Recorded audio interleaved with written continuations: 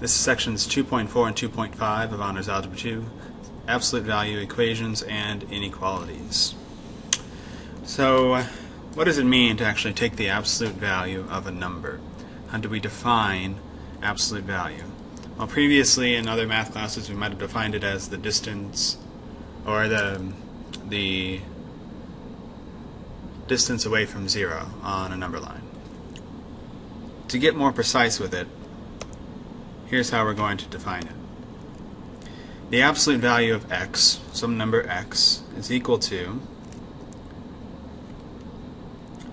x if x is greater than or equal to 0. So if x is positive or 0, we're just going to say the absolute value of x is actually x. And if x is less than 0, if it's negative, what are we going to define the absolute value of x to be? We're going to define it to be negative x. So that gives us two possibilities for the absolute value of x, because it depends upon what x is.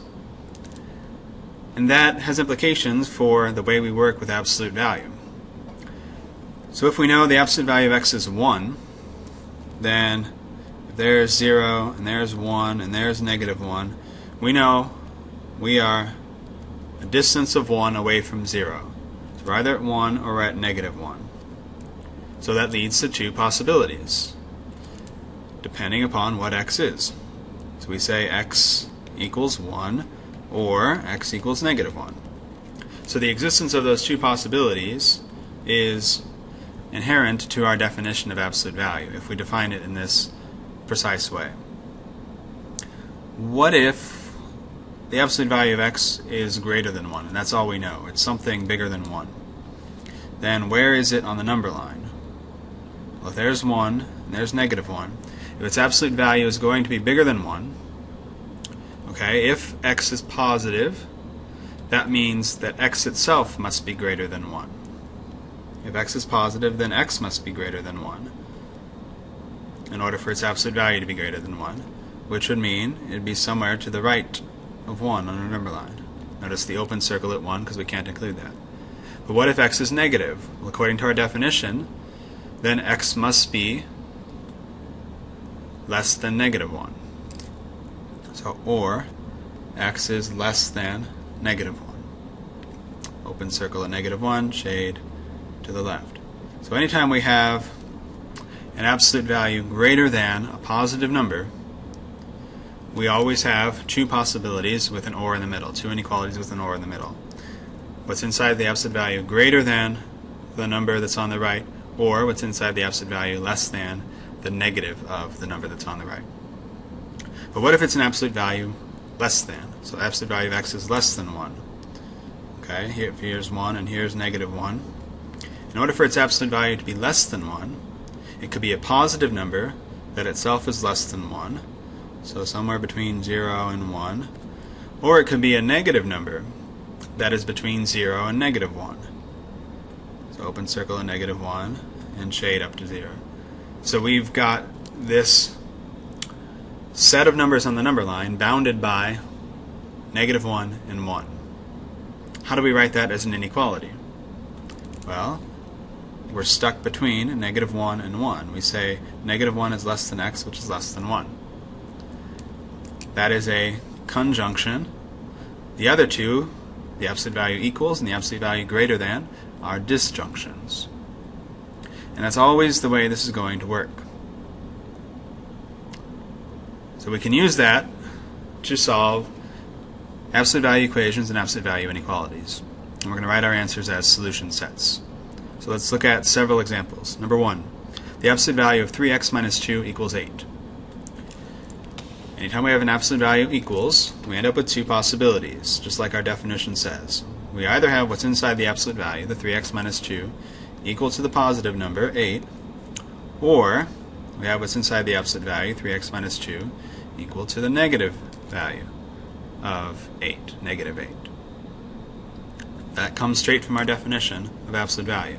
It's either 8 or it's negative 8, depending upon whether it's bigger than 0 or less than 0. So we solve each of those two equations. 3x equals 10, x equals 10 thirds, or 3x equals negative 6, and x equals negative 2. Two answers, and we write them as a solution set in braces. We normally write them in increasing order, so negative 2, comma, 10 thirds. Number 2, the absolute value of 2y plus 3, then plus 7 equals 12. Before we split this up into two equations, we need to isolate the absolute value. We need to get the absolute value by itself. And it's not right now because of the plus 7. So I need to subtract 7 from both sides. Then I'll have the absolute value 2y plus 3 equals 5. And now, since the absolute value is by itself, it's isolated, I can split it up into two equations. 2y plus 3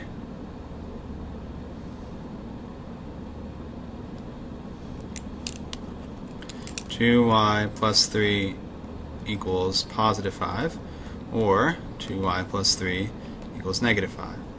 So both of them, 2y equals 2, which means y equals 1, or 2y equals negative 8, which means y equals negative 4.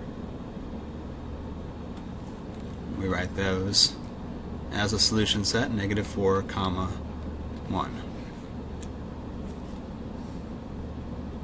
Number 3. This time we have absolute value less than. So that is a conjunction. We're stuck between negative 5 and positive 5.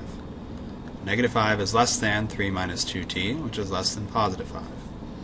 We want to get t by itself in the middle, so we subtract 3 from everything. So negative 8 is less than negative 2t, which is less than 2.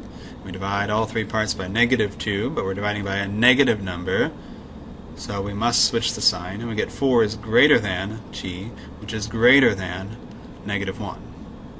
Now that looks ugly, because we like to see things in the right order, so let's rewrite it in reverse. Negative 1 is less than t, which is less than 4.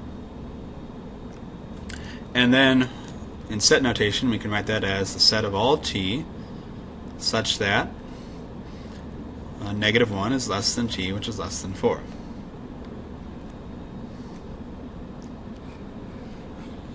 Which on a number line means we are stuck between negative 1 and 4. I'll take the set of numbers in between them. How about number 4? The absolute value of 4x plus 6 is less than negative 2. I'm pausing, a dramatic pause, because this problem is dramatically different from all the problems we've done already. Do you know why? Because there's a negative number on the right instead of a positive number. So let's think about this and not freak out. We want an absolute value to be less than a negative number. If we think about it, we'll realize that it's completely and utterly absurd, because absolute values will always end up positive. So they can never be a negative number, and thus can never be less than a negative number. So this is utterly absurd. We won't do anything with it except to write no solution. There is no possible solution to that inequality, because absolute values will always be greater than or equal to 0. They're not going to be less than a negative number. Number 5. The absolute value of 2w minus 5 is greater than or equal to 7. Okay, it's a positive number on the right. That's a good sign. But it's greater than this time, so it's going to be a disjunction. And we'll have 2w minus 5 is greater than or equal to 7. So the first one just looks like the original one without the absolute value symbols. Then we write or, and the second one, we take 2w minus 5, and we say it's less than or equal to negative 7. So either greater than or equal to the positive number, or less than or equal to the negative number. And we solve each of them separately. So 2w is greater than or equal to 12, and w is greater than or equal to 6. Or 2w is less than or equal to negative 2, so w is less than or equal to negative 1. So on a number line, we've got negative 1. We've got 6, or less than or equal to negative 1, so a dot at negative 1 and to the left. Or we're greater than or equal to 6, so a dot at 6 and to the right. As set notation, that would be the set of all w's, such that w is less than or equal to negative 1, or w is greater than or equal to 6. Number 6, the absolute value of 2r minus 1 plus 3 is greater than 8, where the plus 3 is outside the absolute value. So we must get the absolute value by itself first. We subtract 3 from both sides of the inequality, so we get the absolute value of 2r minus 1. It's greater than 5. It's greater than, so it's a disjoint inequality, and we get 2r minus 1 is greater than 5, or 2r minus 1 is less than negative 5. Solve each of them separately. 2r is greater than 6, so r is greater than 3, or 2r is less than a negative 4, so r is less than negative 2. On our number line, we've got negative 2 and 3. We're either less than negative 2 or we're greater than 3. As set notation, that'll be the set of all r's such that r is less than negative 2 or r is greater than 3. Make sense? Good. Here are your immediate practice problems. 3 problems. Solve each inequality and write your answer as a solution set. You should write down all 3 problems and then show your work and write your answers as solution sets. You do not need to graph them on a number line. And that is the end of sections 2.4 and 2.5.